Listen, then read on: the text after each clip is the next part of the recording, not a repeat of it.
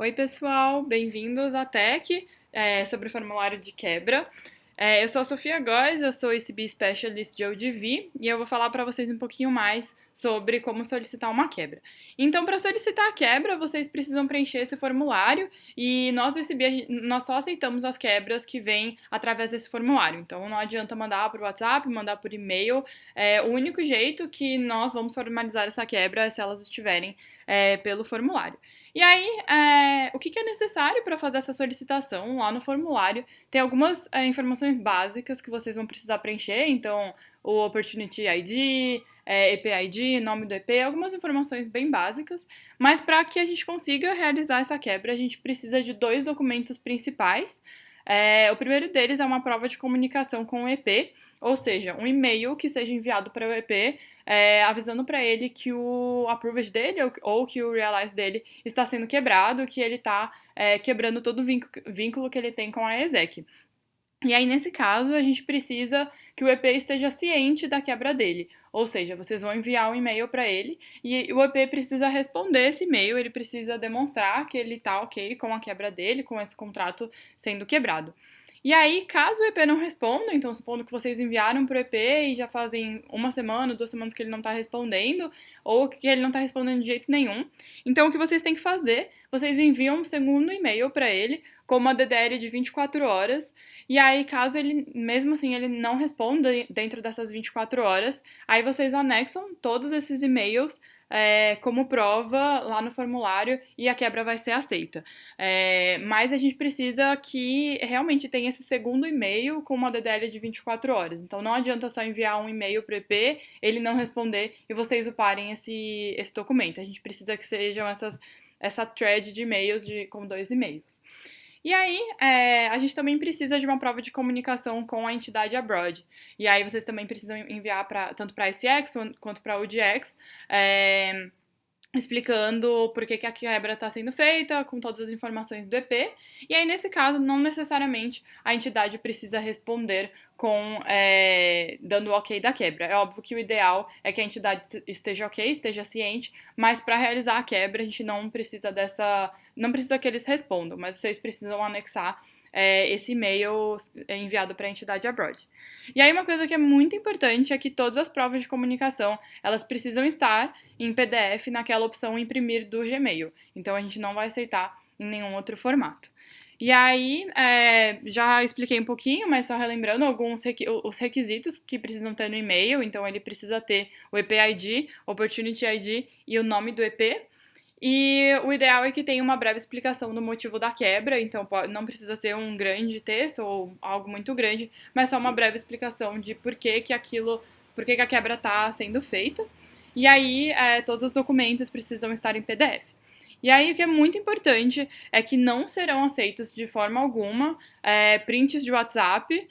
Então, mesmo que mas o EP respondeu no WhatsApp, mas ele não respondeu no e-mail. Então, vocês têm que seguir aquele protocolo lá antes. Então, caso ele não responda no e-mail, vocês têm que enviar um segundo e-mail para ele. Não adianta colocar uma conversa de WhatsApp, que isso não vai ser aceito. Não serão aceitos também e-mails que não tenham os dados do EP, da vaga, ou que os dados estejam incorretos. Não serão aceitos prints da tela do Gmail, então também não adianta ter o e-mail certinho com a resposta do EP enviado para a SX e estar só com o print. A gente precisa realmente que esteja naquela opção imprimir do Gmail. E também não serão aceitos documentos que não estejam em PDF. E aí, falando um pouquinho mais da timeline, isso é uma coisa que acaba gerando muitas dúvidas e muita gente vem procurar a gente com relação a quando que minha quebra vai ser aceita, o que está acontecendo. Então é muito importante deixar isso bem claro. A gente tem 3 timelines diferentes. Então, começando por uma quebra de Approved de OGX. Approved de OGX. Vocês vão fazer a solicitação da quebra no formulário e a gente do ICB, a gente tem até 48 horas para dar uma resposta para vocês. Seja ela aceitar a quebra ou rejeitar a quebra, caso tenha alguma coisa errada, alguma informação faltando. A gente tem até 48 horas para dar uma resposta para vocês. E aí, caso a quebra seja aceita, essa quebra vai ser feita na planilha de operações de vocês, daquele mês. E também vocês vão receber um e-mail com a quebra, avisando se a quebra foi aceita ou se a quebra foi rejeitada. E aí, nós como ICB, quando é uma quebra de Approved de OJAX, a gente não consegue fazer a quebra do Approved no Expa. Então, a gente precisa entrar em contato com o ICB abroad, e é muito importante que vocês também entrem em contato com a ICX, com a entidade local, para solicitar que eles prossigam com a quebra no Expa. Então, a gente não consegue fazer, mas aí é muito importante que vocês vão atrás disso, conversem com a ICX para que eles vão atrás do ICB local deles para fazer essa quebra no Expa. E aí, por isso que não tem um tempo determinado para isso, porque aí não depende só de nós, né? Depende também do ICB de lá, de ICX, e, enfim, uma série de fatores.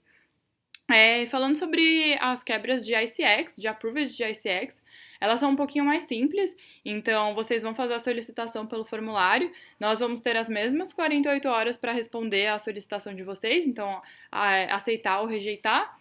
E caso a quebra for aceita, tiver tudo certinho com todas as provas, nós do ICB, nós podemos fazer a quebra no Expa. Então a gente já vai fazer tanto a quebra na planilha de vocês, na planilha de operações, quanto a quebra no Expa.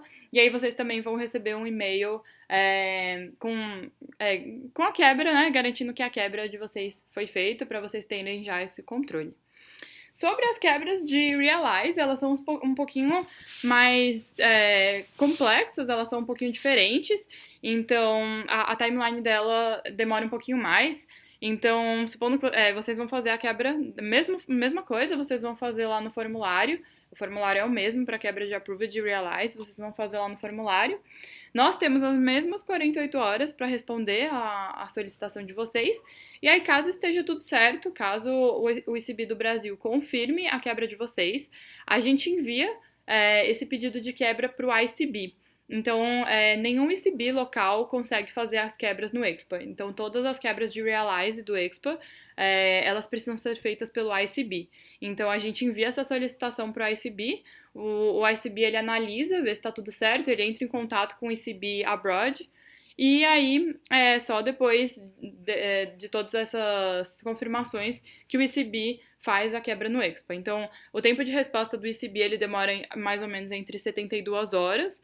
Então, depois dessas 72 horas, o ICB confirma a quebra, ele faz a quebra no Expa e aí a gente confirma a quebra para vocês. A gente envia um e-mail confirmando a quebra e aí nesse momento também que a gente faz a quebra na planilha de operações de vocês. Então, é basicamente isso.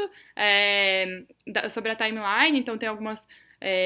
as timelines são um pouquinho diferentes e aí é muito importante que vocês entendam para também saber quando que vocês precisam solicitar a quebra, com quanto tempo de antecedência, enfim.